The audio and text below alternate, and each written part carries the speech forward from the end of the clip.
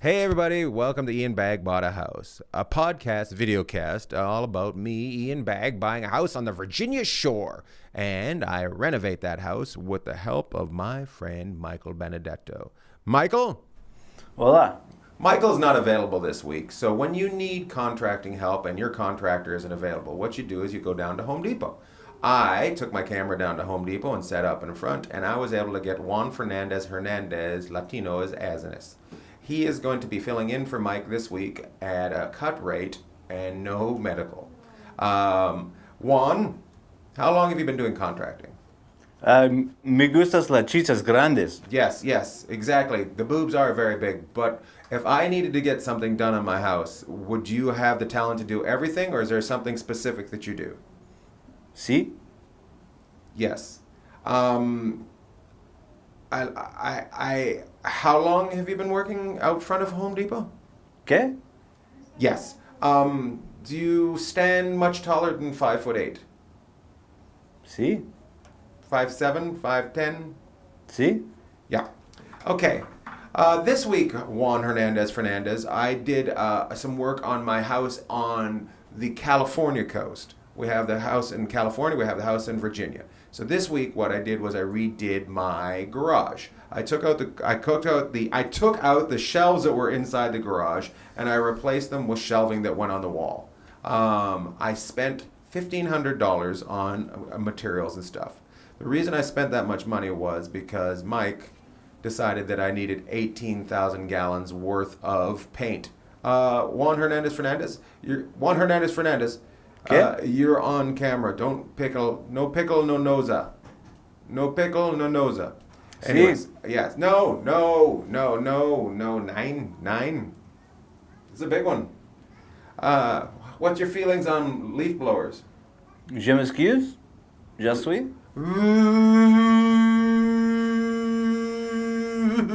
I'm looking over there. Yeah, sí, yeah.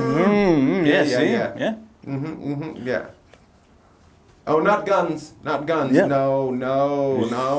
Yeah. No caravan should ever have a gun. No. Americano. Number one, un Americano. Anyways, so what we did was we replaced a bunch of stuff, but we also moved the dryer from one spot to another and had to redo some of the gas. So this was very interesting. We had to turn off the gas because apparently it was not done well by the person that put the gas into the garage where the washer and dryer are. So there was not a turn off for just my gas. There was only a turn off for all the gas in all the apartments. So we had to turn off all the gas, and which is funny, it turned off one hot water heater. Then it turned out two other hot water heaters were electrical. So there's 4 units in our building. We couldn't find another hot water tank. So from what we can tell, there's 3 hot water tanks running 4 units. So I'm basically on the front part of it's a 4-plex, but it's a duplex. The 2-plex that I live in, I share with my neighbor. He has my hot water tank in his house. The other one's on the back where my garage is. There was only 1 hot water tank, and it looks like they're both coming off of that 1 hot water tank. Get this. So we had to turn off the gas, which turned off the pilot light on that 1 hot water tank. When we went to go to get it to light up again, because we live at the ocean, there's always sediment and debris and corrosion always happening. So we could not get the pilot light to flick back on. It's almost like a barbecue where you flick it, and it would not go on, right? Flick it, yeah. Flick it. So we had to flick it, but so it wouldn't work. So I was like, can we just use a propane torch, not a propane torch, a lighter, long for a barbecue, long lighter, and light that up. It was enclosed. So I had to have a guy come over in the middle of the night, and I know a guy he's not a plumber, but he's very tricky. He just took off all the little pipes, the big pipe on the hot water heater. So there was just gas, just like the noise was just like, And I was like, holy shit, I'm going to explode. I was concerned, very concerned. But he put them all back on, and somehow that it just blew out. Yeah, I was expecting an explosion, is what I was expecting. So somehow he put that back on, and it blew all the debris out. And when he flicked it, even though me and Mike had been working on it for a half an hour, we're just trying to get it done, right? No, flick, no, not, Oh, no, sí, no, sí, no. yes, So but anyways, not yet. yeah, no. So anyways, at about 8 o'clock at night, it was able to light. I didn't have to tell my neighbors that they didn't have hot water in the morning, so I was very excited. But I learned how to move natural gas fittings, and to me, it was actually.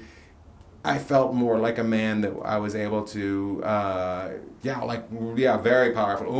You're very strong. It is actually not that tough. You just make sure that the seals are there.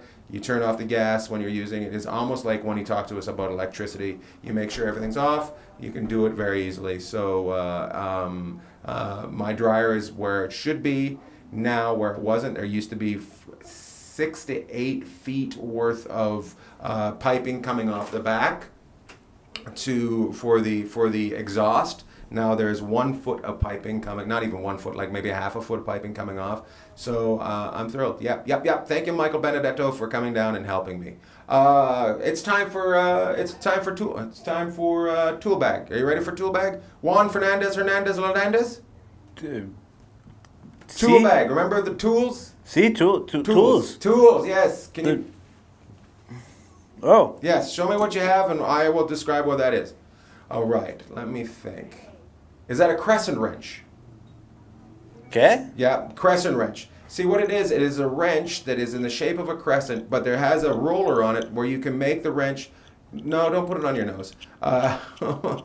See how you can roll it up and tighten it on your nose? You can unroll it and make it bigger if you had a bigger nose. That's what a crescent wrench is. It is basically so you don't have to have one wrench for every size nut, and you can do that. So that is a crescent wrench. Remember that, people? Very important for you to have in your toolbox if you're only going to have a couple tools. Crescent wrench. You can get away with a lot of things. Next. That is, I just looked over there. That is a pair of pliers.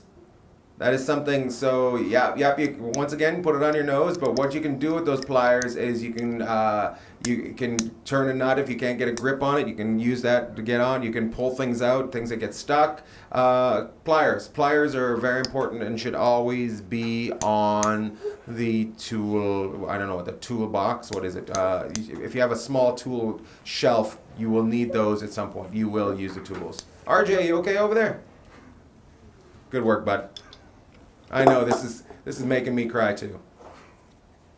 That is a hammer. One side is a claw, one side is the hammer. So if you get the nail stuck in there, you can pull it out. And the other side is if you get into a street brawl. You take that out and you can hit somebody with it and break a bone. So Dave Attell used to say, nobody suspects a hammer. They expect you to be doing construction, and then you can bop them in the face with it. So that is a hammer. Hammer. Can you say hammer, Juan Hernandez? Sí. See, you can. Say hammer after me. Can't touch this. You're touching it right now. It's a hammer. Hammer. I just got the can't touch this. Hammer time. Sí. Stop. Bring it down. All right. This week has been an abbreviated version of Ian Bagg Bought a House.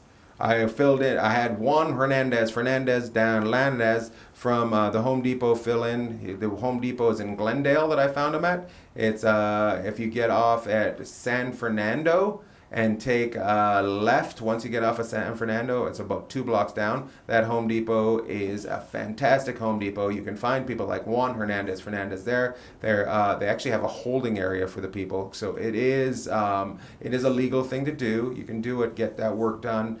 Treat them right. Make sure you give them lots of water. Make sure you buy them lunch and pay them what you can. You don't have to overpay them and you don't have to underpay them. Just treat them very well. For those that don't know, it's down the street from the Gentlemen's Club. That's the place. It's also near Gentlemen's Club. You can take those guys down and spend their money on boobies afterwards. If you're going to find out something sexual, it's going to be from Renee. While we were doing my garage, 4 out of 5 of the guys that were there have been to a sex club, I learned. It was very interesting. Mike apparently was strapped to a wall and had his butt smacked by a whip from a transvestite. So, with that information, we'll be back next week with my friend Michael Benedetto. I just wanted to make sure that we got a little bit of content out so you guys would have some fun. Make sure you share, maybe not this one, but share and tell your friends about what we do. If you have any questions, send it to ianbagboughthouse at Gmail. Go to Ian Bagg Bought a House on Facebook. Go to Ian Bagg on Twitter.